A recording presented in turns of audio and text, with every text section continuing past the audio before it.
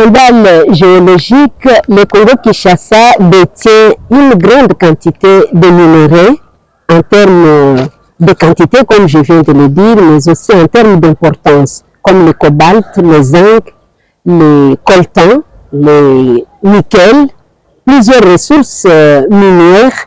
Mais la question se pose, quel est l'impact environnemental de ces minerais? L'exploitation, est-ce qu'elle suit un certain nombre de critères posés par les experts en exploitation minière? Et quelles sont les sanctions qui sont réservées aux sociétés minières qui ne respectent pas l'exploitation en normes de ces minerais? Bienvenue à SOS Environnement, votre émission qui vous incite à adopter un comportement favorable au maintien en forme de l'environnement qui est notre cadre idéal dans lequel vivent les êtres animés et inanimés. Et cette émission aujourd'hui va se focaliser sur l'exploitation minière, mais surtout le respect de cette exploitation de normes environnementales. Et contrairement à tous les jours, notre invité du jour, fidèle téléspectateur, il s'appelle Beni Kinkela. Il est détenteur de plusieurs diplômes, licencié en sciences de l'information et de communication de l'UPEN. Il est aussi licencié en droit économique et social de l'UNIKIN, donc l'Université de Kinshasa. Donc, il est journaliste notamment à la RTDUC et spécialiste maison en matière d'exploitation minière. Monsieur Kinkela, bienvenue à cette émission. Bonjour Madame Sophie, bonjour à téléspectateurs qui nous suivent. Ok, tout à fait. J'ajoute aussi que M. Kinkela, il est aussi journaliste à la RTDUC, notre spécialiste maison en la matière d'exploitation minière et de toutes les normes qui doivent accompagner cette exploitation. D'entrée de jeu, c'est quoi la responsabilité sociétale pour une société qui exploite les minerais? Vous savez que l'exploitation des minerais a un impact très significatif sur l'air, la pollution de l'eau, mais aussi sur la population environnante. Merci Madame Sophie pour la question posée. Il est impératif de pouvoir rappeler sur le tour de fondamentaux et de principes que le constituant congolais a basé dans la Constitution, notamment l'article 53 de la Constitution de la République du 18 février, tel que modifié par sa loi constitutionnelle numéro 11/002 du 20 janvier 2011, portant révision de certaines dispositions de la Constitution.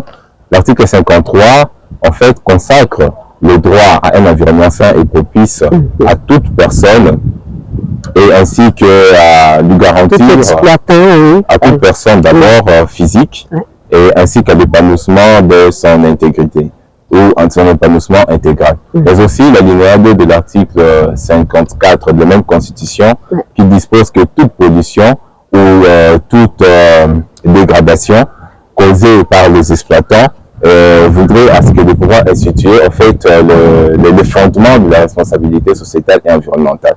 Mais cette notion de la responsabilité sociétale et environnementale, RCE, est fondée sur la résolution ISO 26000 qui se définit comme étant une volonté de l'intégration qu'une société, ça peut être une entreprise commerciale, donc ayant le commerce comme l'objet d'ici de ces activités, de pouvoir réparer autour de dommages causés, de dommages écologiques ou de préjudices écologiques sur la société et sur l'environnement. Donc voici en quelque sorte la définition. Voilà, fidèles téléspectateurs, beaucoup d'effets néfastes sont issus de l'exploitation effrénée des minerais.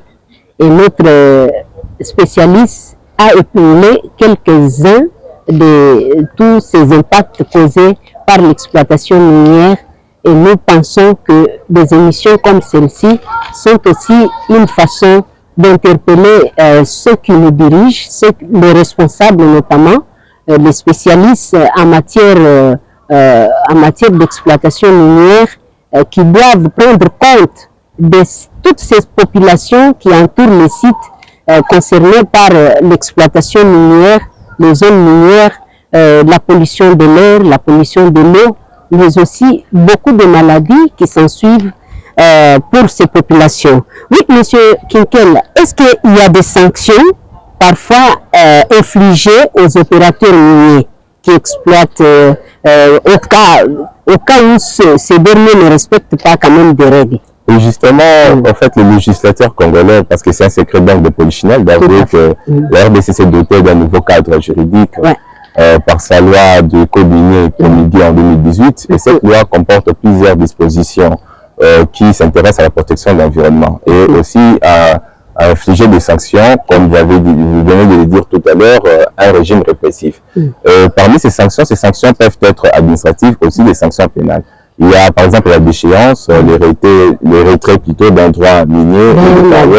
d'exploitation. Oui, les droits miniers sont en fait des autorisations administratives. Ça peut être un permis de recherche, permis d'exploitation de petites mines, tout comme des permis d'exploitation des rejets. Il n'y a pas que ça, il y a aussi la suspension des travaux et des recherches en phase d'exploration et aussi la suspension des travaux d'exploitation. Mais aussi, parce que j'ai évoqué la question liée à la sanction pénale, je vais prendre notamment, il y a l'interdiction de sortir du pays pour l'exploitant qui arrive à la fin de l'exercice, ou elle arrive à la fin de sa mission, mais qui refuse de réhabiliter l'environnement suite au défrichement de l'état du sol. En fait, parce que et ça peut également créer l'érosion. C'est ce qu'on voit dans beaucoup de sites d'exploitation où les érosions se créent et il n'y a pas de réparation. Oui, il y a l'érosion du sol, il y a également la destruction de la faune tout comme de la flore. Tout à fait. Et la destruction de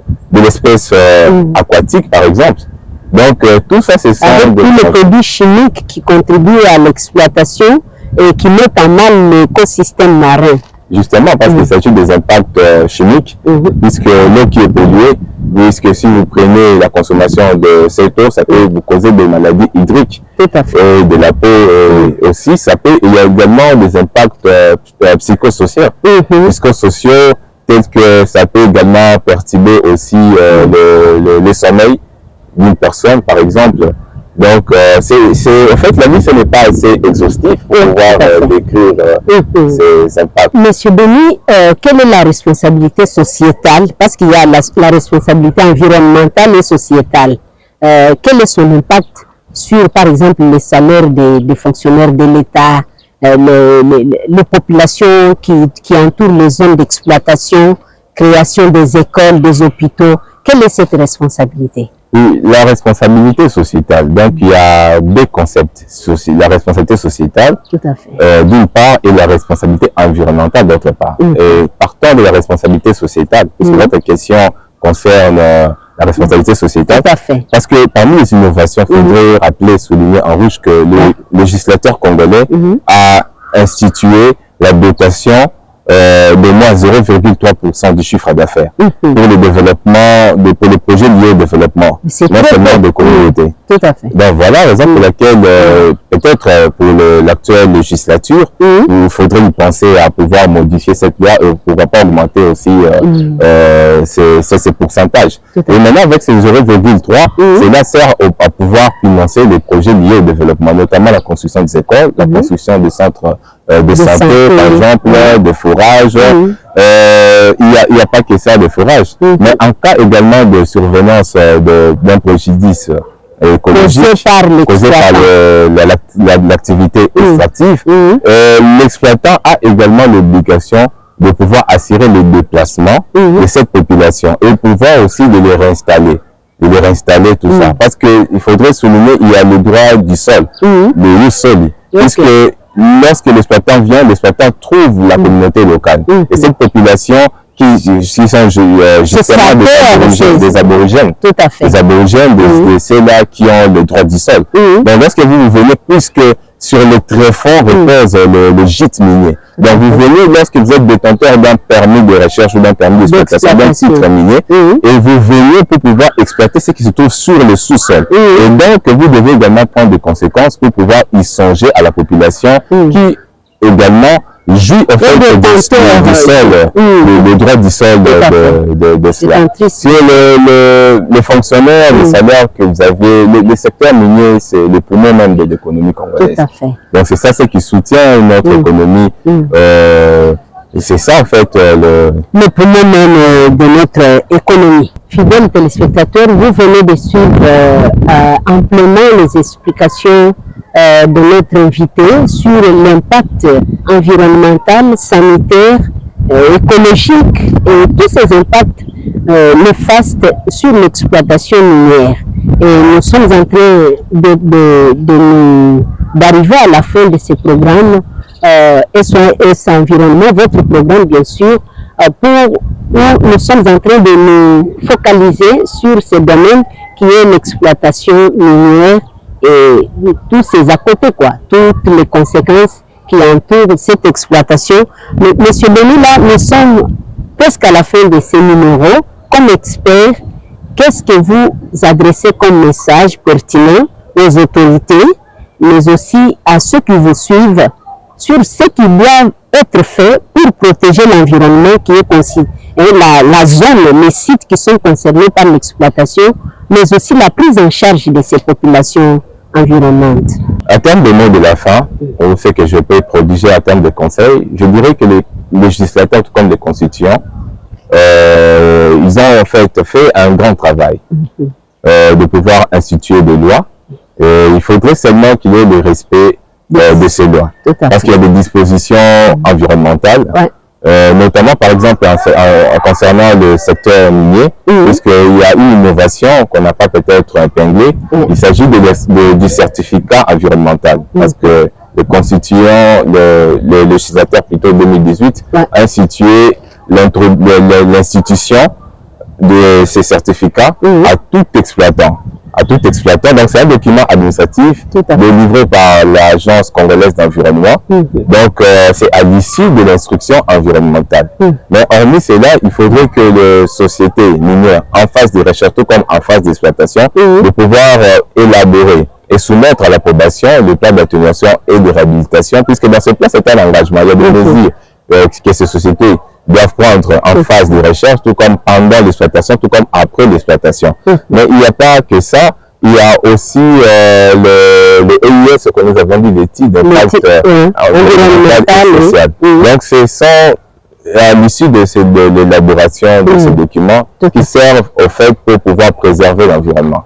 Puisque l'environnement est très important. L'environnement, c'est ce qui nous permet aussi de pouvoir survivre, parce que le Congo, tel que j'avais dit dans votre introduction, c'est un scandale géologique, et on a l'impression que de plus en plus, ce scandale est devenu un scandale social. Donc c'est dit aux effets néfastes de l'impact de l'exploitation minière sur l'environnement, ainsi que tous ces effets collatéraux que nous avons impliqués. Merci beaucoup d'avoir répondu à notre invitation. Fidèles téléspectateurs, nous sommes au terme de ce numéro de votre magazine, où nous avons cogité autour de l'exploitation minière et ses impacts. Je crois que ceux qui ont les obligations nationales doivent tenir compte de l'exploitation minière et de tous ces impacts environnementaux, sanitaires, mais aussi l'impact des effets de l'exploitation sur les populations environnantes, mais aussi l'affectation de l'écosystème marin, comme on veut de le dire. Voilà, nous sommes pratiquement à la fin de ce numéro.